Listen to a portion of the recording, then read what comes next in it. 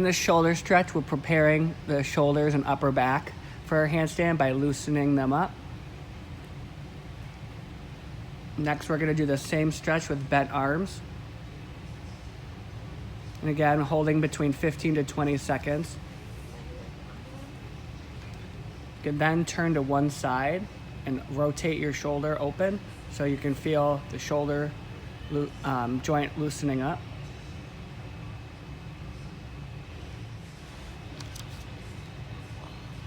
In the seal stretch, we should be watching the gymnast keep their hips as closely planted on the ground as possible. So from here, they're pushing up, straightening the elbows, hopefully keeping the feet together. They can also do a variation where they start on the ground, bend their knees up, and then push up like that. It's a little bit more advanced, has a deeper stretch.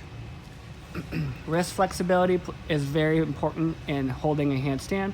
A lot of athletes have very tight wrists, so we like to have the kids warm up their wrists before we start any handstand work. Keeping their fingers elevated, like Michaela was just doing, on a slightly elevated surface can help stretch the wrists. Also turning the fingers inward and then pulling the elbows back towards the center of their body can also turn the hands in and lean forward.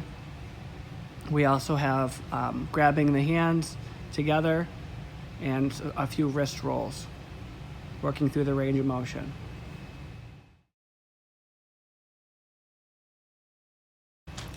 All right, we're now going to warm up our back a little bit by doing some cat and cow stretches.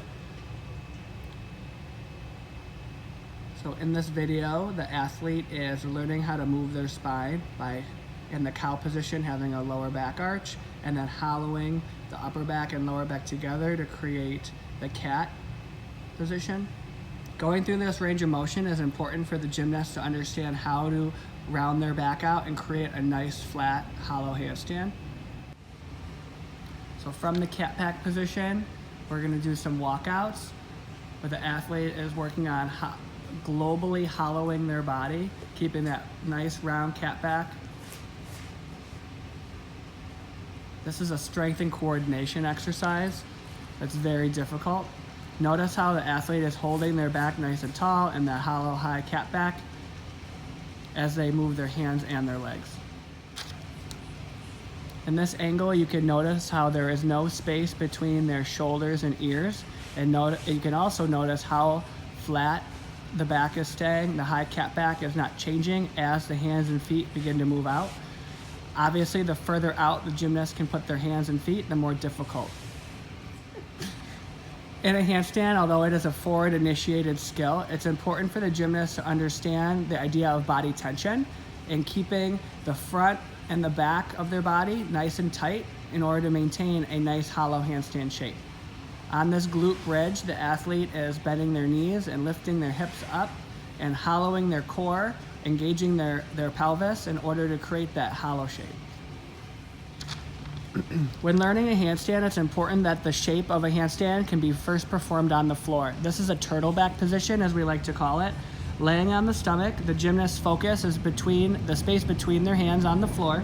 They're going to carefully lift their fingers off the floor, keeping their wrists pushing on the floor. Toes are together. They're going to hide their ears between their arms, and they're going to be rounding of their mid back by pulling their ribs down.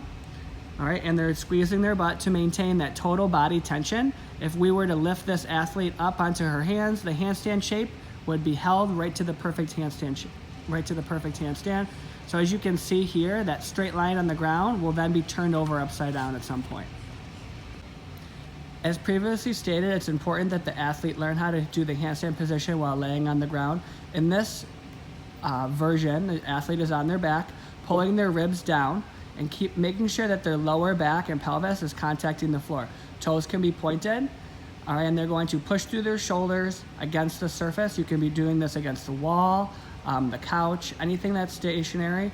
Notice how wrist flexibility really comes into play here as the athlete is forced to bend their wrists at a 90-degree angle in order to hold the right handstand shape. Good progression for developing handstands at home are using a couch or a stationary surface and having the athlete lean off and do what we call a tuck handstand. Here you can see that their focus is between the space between her hands on the floor. Her upper back is round, that nice round cat back we did earlier, and she's pushing tall on her shoulders, not having any space. In this frontal view, the athlete is holding their tuck handstand off of stationary object, maintaining that hollow back and cat back, which you can see here, and there is no space between those ears. Hands are flat on the ground and fingers are facing forward. A progression for the tuck leg handstand is straight legs, requires more stabilization for the shoulders and also hamstring flexibility. Lifting one leg at a time, more difficult and requires more stabilization of the shoulders.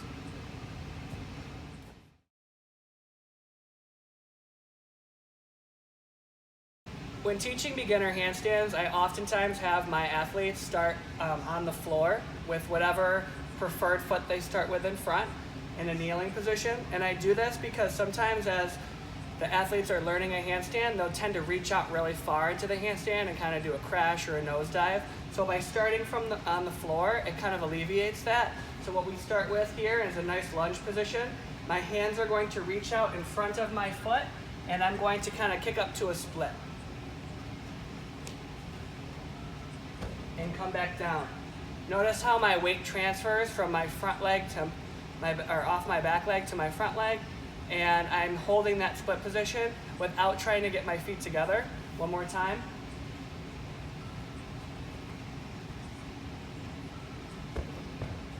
And back down. In this drill, we were asking the athlete to work on balancing into their handstand. So they'll be lifting their hands and foot at the same time, bending that lower leg and placing the hands on a solid surface and standing back up. Learning how to do a lever drill like this helps the athlete understand that it's not a jump to a handstand and that it is a slow, controlled motion to get to a nice, solid handstand. In this progression, the athlete is learning how to find that vertical point with one leg and not focusing on bringing the other leg together. The feet should only come together once the first leg is attained vertical. And also this reinforces better landing mechanics, as the athlete must come down with one foot and then the other foot, not 2 feet together. All right, so you've seen some of our progressions. Now we're gonna be taking it to the handstand on the floor. It's important to remember that you have enough safety in the area around you, so make sure that you're not doing a handstand into a wall or to a table or to the TV. You have a nice clear area to fall if you do.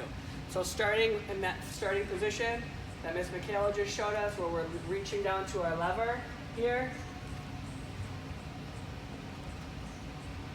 Stepping down, one foot, back up. A few common mistakes that you're gonna see is a lot of athletes like to reach really far or jump onto their hands, or they're also trying to bring their feet together too fast. So if the feet come together as soon as they leave the ground, they can't physically get to a vertical handstand. So watch one more time as you'll see that my leg stretches almost completely to that vertical before I focus on bringing my other leg up.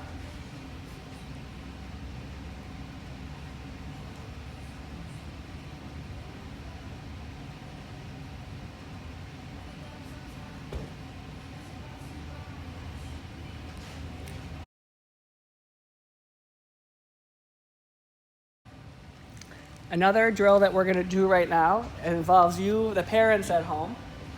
Michaela's gonna hold her turtle back position, really tight cat back, bottom is tucked under and flat, ribs are pulled down. And you're gonna go over, grab their legs, and their job is to maintain that straight shape as you assist them into getting to the handstand, okay? And they can also go back down in the same position, okay? Where Michaela is spreading the bend throughout her body. So not just one joint is bending more than the other, she's spreading the bend, which will help get into a straighter, taller handstand. And will take a lot less time to get to that because her whole body is bending together and not one part more than the other.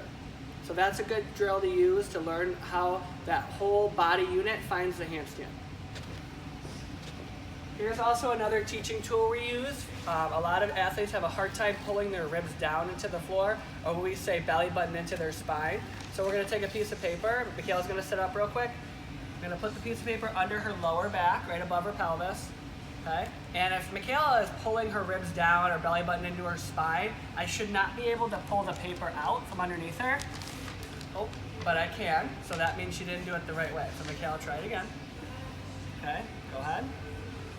All right, so there should be no space here as I'm going to pull the paper and I can't get it. So that means that Michaela is engaging her core and creating a hollow shape with her whole body unit. All right.